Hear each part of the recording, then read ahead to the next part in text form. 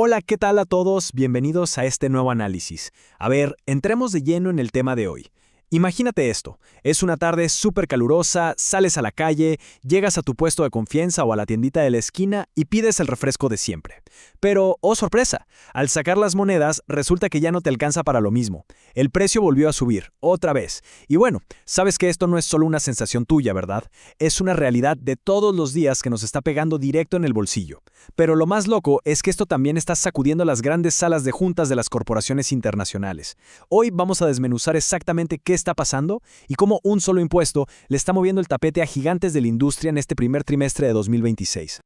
Esta escena que vemos, la del carrito, es súper cotidiana para todos nosotros.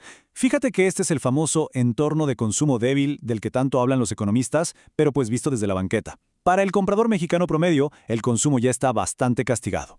Ir a un carrito y comprarte un refresquito de sabor o cualquier bebida azucarada, literal se ha vuelto un lujo pequeño, pero que pesa cada vez más en el presupuesto diario. Los precios suben, el sueldo rinde menos y uno la tiene que pensar dos veces antes de darse ese gustito. La pregunta del millón aquí es, ¿qué diablos está empujando los precios tan hacia arriba últimamente? Bueno, ahí es justo donde entra el principal sospechoso financiero de toda esta historia, el IEPS, así con sus siglas, Impuesto Especial sobre Producción y Servicios. Básicamente, es un gravamen que se le aplica a ciertos productos, como las bebidas azucaradas, y su reciente incremento es el motor silencioso detrás de esos pesitos extra que terminas pagando en la calle. No es que don Pepe, el del puesto, quiera cobrarte más nada más porque sí. Es toda una cadena que viene presionada desde la producción por culpa de este impuesto. Exacto. Es una reacción en cadena fascinante. Y oye, por cierto, te dejé una infografía en la descripción del video para que tengas todos los datos exactos a la mano y los revises con calma. Totalmente recomendado. Y te digo, el impacto de este impuesto cala tan hondo que no solo le pega al carrito de la esquina, sino que está provocando dolores de cabeza literalmente millonarios a una de las empresas de bebidas más grandes del mundo. Pasemos a la primera sección. Ingresos contra utilidades reales. La paradoja del primer trimestre de 2026. Si nos movemos de la calle a los grandes corporativos, los reportes financieros de Coca-Cola FEMSA nos muestran un fenómeno súper interesante que desafía por completo la lógica de los negocios. A ver, por un lado sus ventas totales, o sea, los ingresos que le entraron al embotellador, de hecho crecieron un 1.1%. Estamos hablando de 70.925 millones de pesos. Así de entrada uno pensaría, wow, están ganando más dinero, pero ojo, la utilidad neta, que es la ganancia real que de verdad se quedan en la bolsa, se desplomó un 15.5%. Cayó a unos 4.342 millones de pesos. Entonces, ¿cómo es posible que vendas más pero ganes mucho menos? Bueno, sus propios reportes lo explican clarísimo. Tuvieron menos entradas de volumen en México, una mezcla de ventas nada favorable y, obvio, costos más elevados, incluyendo unos gastos fuertes por indemnizaciones. Y para que veas que no es solo nuestra interpretación, el mismísimo director de la refresquera lo confirma. Aquí están las palabras textuales de Ian Craig, y cito: "Como se anticipaba, afrontamos un entorno de consumo más débil en México, presionado a su vez por el incremento del impuesto IEPS. Así de claro, la conexión es directísima. Esa decisión fiscal le pega al precio en el carrito del vendedor, la gente obviamente compra menos y eso rebota generando esta tremenda caída en el volumen de ventas para el gigante corporativo. Es un ciclo perfecto. Y agárrate, porque esto provocó que su utilidad operativa, específicamente en México y Centroamérica, cayera a un durísimo 17.4%.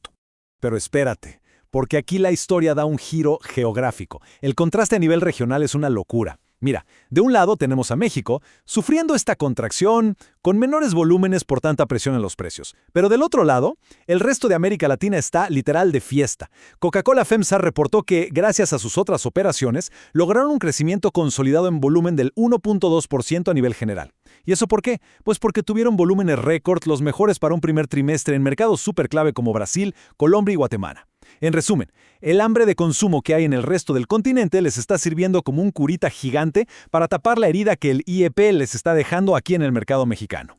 Entonces, la gran pregunta es, ¿qué hace una empresa de este calibre para intentar recuperarse en su propia casa? Pues tienen que mirar hacia adelante y agarrarse de eventos masivos que despierten la emoción de la gente y, bueno, también la sed, claro. Ian Craig ya lo adelantó en su reporte.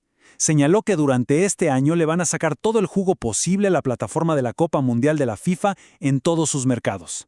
El fútbol mueve montañas, eso todos lo sabemos, pero claramente también mueve millones de litros de refresco. Esa es su carta más fuerte para contrarrestar este inicio de año tan complicado.